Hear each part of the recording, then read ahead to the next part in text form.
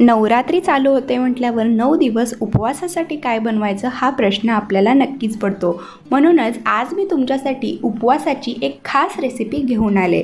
नमस्कार मंडळी, मी प्रतीक्षा पुन्हा एकदा आपल्या सर्वांचं आपल्या लंबोदर किचनमध्ये खूप खूप मनापासून स्वागत। तर आज आपण मऊ लुसलुशीत आणि खूपच चविष्ट असा उपवासाचा शिरा बनवणार आहोत। तर चला तर मग आजच्या रेसिपीला सुरुवात करूया। तर शिरा बनवण्यासाठी सगळ्यात आधी आपण लो टू मीडियम गॅसवरती कढई गरम करून घेऊया। आता त्यामध्ये आपण अर्धी वाटी तूप घालायचं आहे। तूप तुम्ही कमी जास्तही करू शकता। तर शिरा बनवण्यासाठी मी इथे वरईचं तांदूळ घेतले, तुम्ही भगरही म्हणू शकता।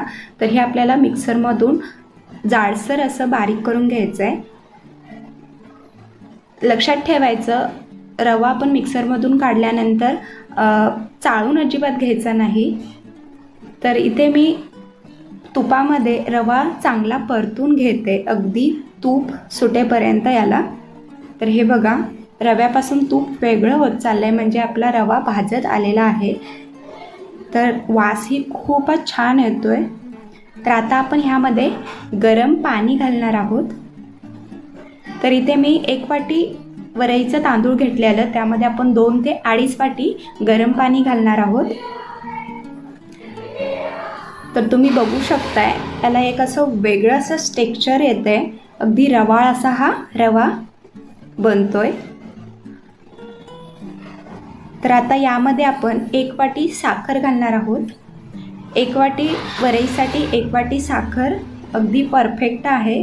तुम्ही जर गोड कमी खात असाल तर तुम्ही कमीही करू शकता। तर आता हे आपण चांगलं मिक्स करून घ्यायचं आहे। यामध्ये आपण केशरचं दूध घालणार आहोत, अर्धा चमचा वेलची पूड।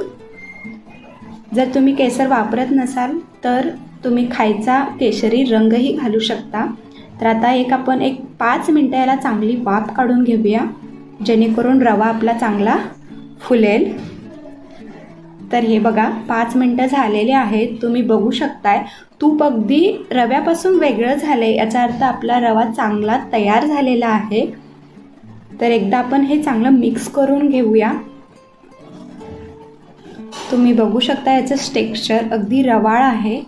तर यामध्ये आपण आता काजू बदामाचे काप घालणार आहोत आणि हेही अगदी व्यवस्थित मिक्स करून घेऊया। तर तुम्ही ह्या नवरात्रीमध्ये हा शिरा नक्की ट्राय करा आणि मला कमेंट करून सांगा कसा झाला आहे तो। तर आता आपण हे सर्व करून घेऊया।